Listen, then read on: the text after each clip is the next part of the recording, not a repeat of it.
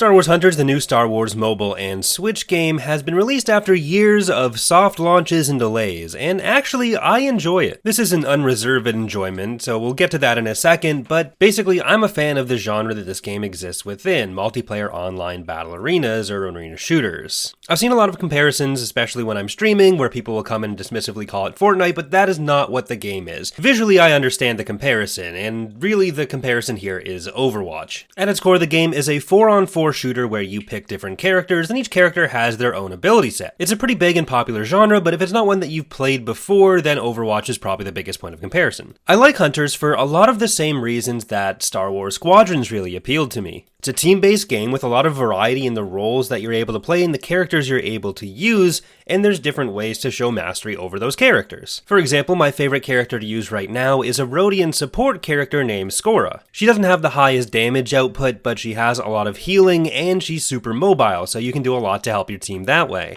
The problem with this at the moment is that there are only 13 characters, and I'm not sure that the release schedule for the characters is all that fast. So in any individual game, since it's 4-on-4, you can have almost 2/3 of the characters in the game at the same time. If you look at other MOBAs or arena shooters, usually you need a significantly higher number so that players can each have a pool of characters they want to play, and it's not as big a deal if their main gets taken by someone else on their team. With only 13 of them, you pretty quickly get shoved down into a class or a character that you don't like playing as much if you're just slower on the selection screen than the rest of your team. This is especially exacerbated early on since everyone unlocks the characters in the same order. You can pay to unlock whichever character you want, we'll get to that in a moment, but with most of these kinds of games, then you get some kind of free currency that you're able to use to unlock characters in whatever order you like. So if you primarily want to play support characters, then you'd be able to choose to unlock the support characters first. It's good that you very quickly unlock one character for each of the roles so that you at least have something in each role that you can pull out if you need to for your team. But because everyone has those same 4 characters, most games just end up being some combination of Amara Vex, Graz,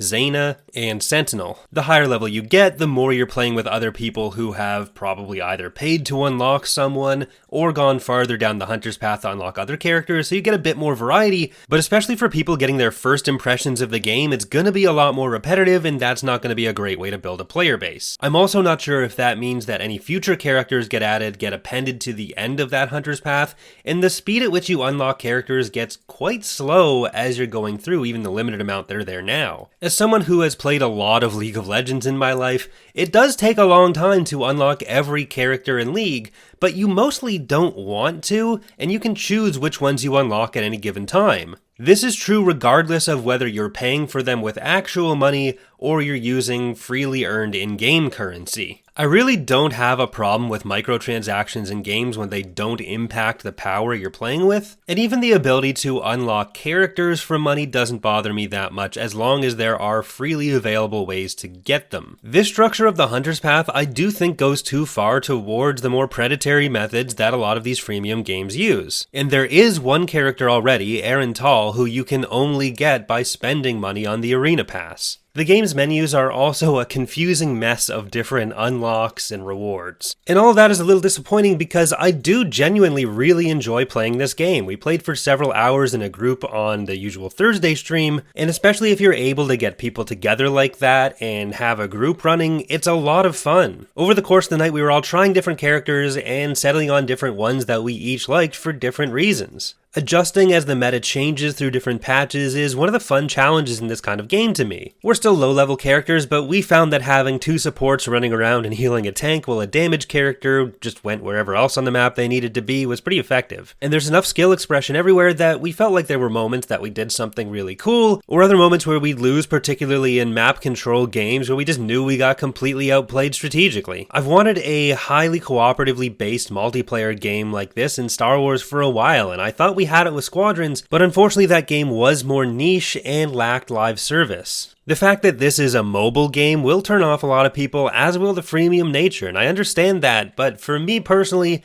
I do think the game is fun, and it's something that I'm going to be sticking with for at least a little while. It is kind of disappointing that there doesn't seem to be other plans for this kind of Star Wars multiplayer experience. Those are just my thoughts though. Let me know in the comments if you have played Star Wars Hunters, and if so, what have you been thinking of it so far? Thanks for watching, and I hope to see you next time.